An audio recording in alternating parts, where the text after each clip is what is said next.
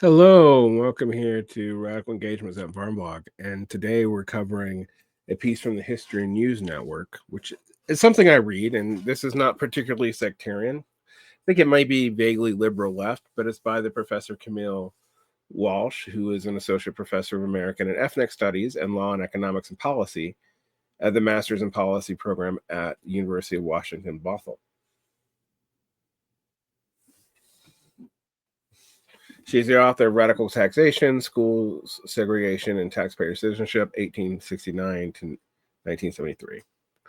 Well, let's get right into this. This is an article called How to Succeed in Government Without Really Trying, The Long History of Promising an Efficient Federal Government. One of the challenging debates for economists and policymakers as much as historians is about how to define efficiency. One of the most standard application to policy and law is cost-benefit analysis, or sometimes benefit-cost analysis, which is, to put it simply, calculates efficiency by measuring if gains exceed losses.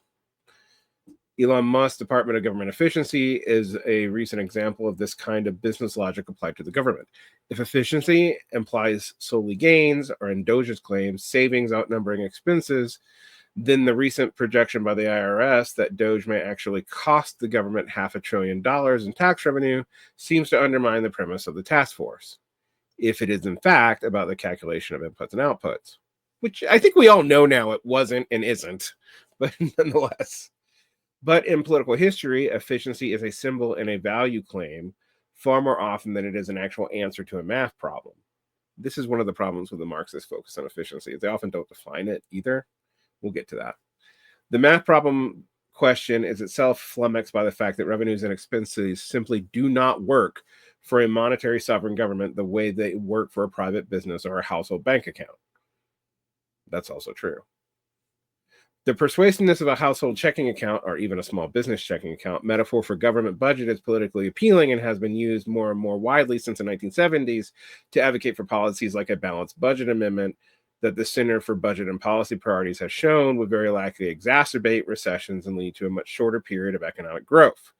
It also provides a defensible alibi for more unpopular ideological movements and attacks on the most vulnerable. I mean, duh. Anyway, a fundamental problem with applying a model like cost-benefit analysis that relies on clear, calculable inputs and outputs to measure results from a complex long-term government programs is a function of time and historicity. And most of these banking books don't factor in time. It's always a problem. Anyway, a famous case of this playing out in the private sector was the exploding Ford Pinto scandal of the 1970s, in which the company's internal estimates of burn deaths counted as savings because they relied on skipping a very minor design repair.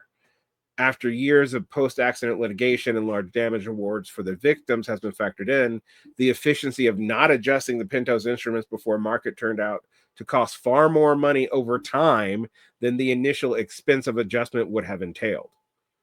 And this is why historicity is even important for business decisions. I used to talk to business people, business trained people about this when I worked in more business adjacent areas, even in schools. And the idea that the time factored into this on anything other than interest payments was hard for some of them to admit. All right. The effects of lost lives or horrific injuries are grimly visible in the aftermath of policy or regulatory failure, but it's much harder to persuade the public to see concrete value of accidents avoided and pollution not inhaled thanks to safety regulations. I mean, that's canard as old as time and also true. Call it a canard because it just, we can say it as much as we want. It doesn't change the way people respond to it.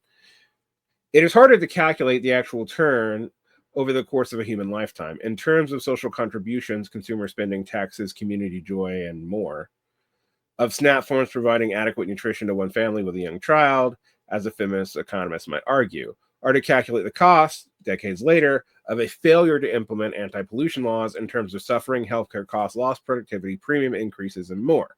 Efficiency is a profoundly ahistorical ideal. Ouch. As it almost always relies on a deeply partial and often flawed snapshot in time calculus for the purpose of expedient political results.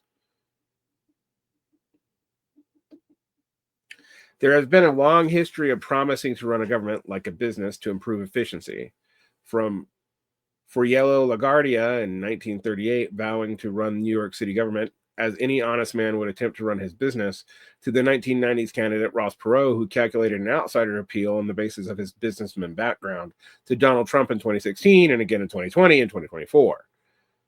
In the 19th and early 20th centuries, it was part of the drive to prevent the waste of public funds that pushed the public sector reformers to replace profit-seeking and often bluntly corrupt government officials in the name of greater efficiency.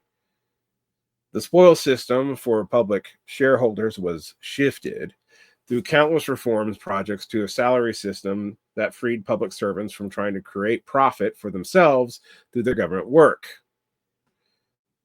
Yeah, basically the same tax farm skimming. Reforms that coincided with the overall bureaucratization and democratization of the administrative state. I don't know how democratized the administrative state became. I'm going to push back a little bit on that. That's a liberal talking point. The Pendleton Act, the Service Reform Act of 1883, was the most significant first step in this process, guaranteeing a merit-based process for a small number of federal servants, which expanded over time, really expanded over time, particularly by the end of World War II, and required a civil service examination. Woodrow Wilson advocated strongly for the professionalization norm, arguing in 1901 that the past approach of non-professionalism, cronyism essentially, and public service was itself a problem, and that in many great matters of public action, non-professionalism is non-efficiency. And his later administration also implemented a policy of federal segregation, and civil service applicants were for a time required to attach photographs of themselves in their application to order to allow to more efficient racial discrimination. Ouch. That sounds like something Wilson would do. And a sprawling and uneasy coalition spanning eugenics, anti-immigrant Americanization movements, as well as prohibition, social work, home economics, and conservatism, progressive era reformers emphasized the efficiency as a core value of good government. And at the same time, scientific management was revolutionizing the private sector. The idea of the inventor and engineer, Frederick Winslow Taylor, reshaped the processes of industrial manufacturing. In business and industry, efficiency imperatives drove massive profit increases for corporations by shifting operations from the tank system to the assembly line.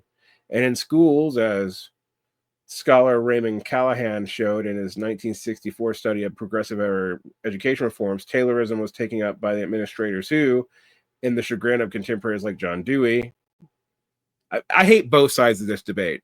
I'm just going to tell you, I don't like John Dewey or the Taylorists. But anyway, set out to run a school like a business, or in some cases, like a factory, the factory model of education, which I still think Dewey actually replicates by trying to critique it, but that's a whole different story.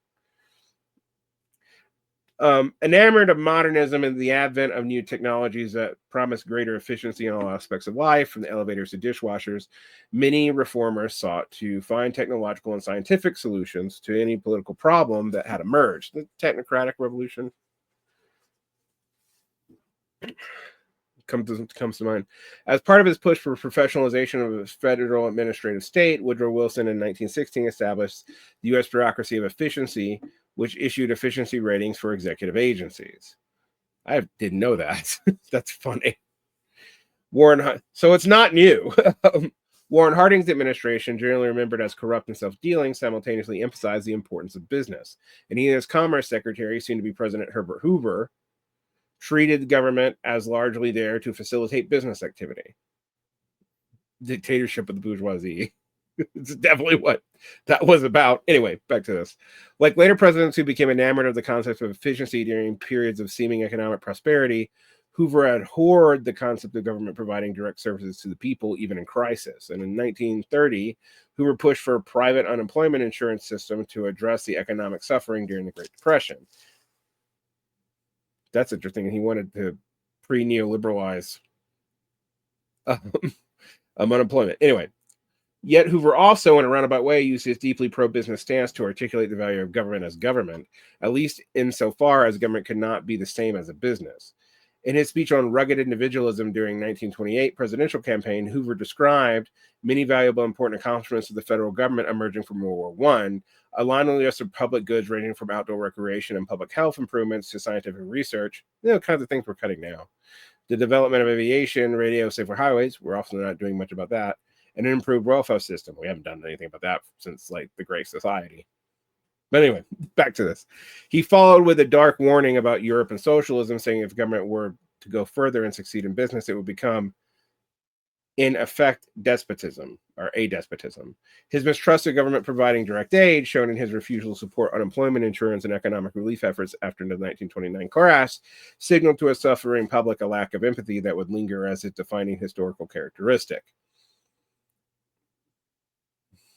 The New Deal, ushered in by Hoover's successor, Franklin Delano Roosevelt, was the most powerful 20th century reminder of the role of government as government. It also emphasized the importance of a sympathetic state, a structure utterly unlike private industry in that it was designed to respond to and limit the harm of disaster, vulnerability, and crisis. And as exemplified by the Cornerstone Program, Social Security, the New Deal made a long-term investment in public good rather than a series of more immediate economic responses. And while the New Dealers' embrace of expertise and oversight shaped the emergence of the federal administrative state, probably a little bit too much if I'm honest, many progressives ultimately soured on the elevation of government efficiency over values like human rights and justice for all. In 1944, Vice President Henry Wallace wrote, "The myth of the fascist efficiency has deluded many people." Interesting. It's almost calling out FDR, actually, but I won't get into that here. I need to find a good article to read you guys about the relationship between Henry Wallace and FDR. Calls for government efficiency eventually returned to once economic calamity was distant enough to make some voters see what the government did for others. From the 1950s onward, the anti-New Deal Northern business conservatives found common cause with Southern segregationists in forming a new right, conservatism, that treated government spending as inherently wasteful. They deployed racist imagery to unite fiscal conservatism with white supremacism and build a new voting bloc. A long-standing and problematic presumption that the taxpayer identity could be mapped onto whiteness served the goals of the new right in stoking the belief that taxpayer dollars were being wasted in programs serving people of color. As historian Andrew Carroll has shown, this neglected extraordinary degree to which Black communities and homeowners were subject to overtaxation and predation throughout the century. Still, in the post-war era, efficiency was so baked into political discourse that civil rights advocates critiqued segregated education systems by pointing out the profound waste and inefficiency in running two sets of schools, libraries, classrooms, and transportation. That's funny. I didn't know they did that either, but that's actually pretty funny. Ronald Reagan was especially effective at taking the language of freedom and pivoting it. And when in the waning years of the Cold War, to mean freedom from government, or at least freedom benefiting other Americans, as he demonstrated in his 1976 Welfare Queen campaign speech. In 1980, Reagan ran on the idea of shrinking the government as a presumptive outcome of efficient management, and as he had as California government in 1967, quickly set up a privately funded President's Private Sector Survey on cost controls.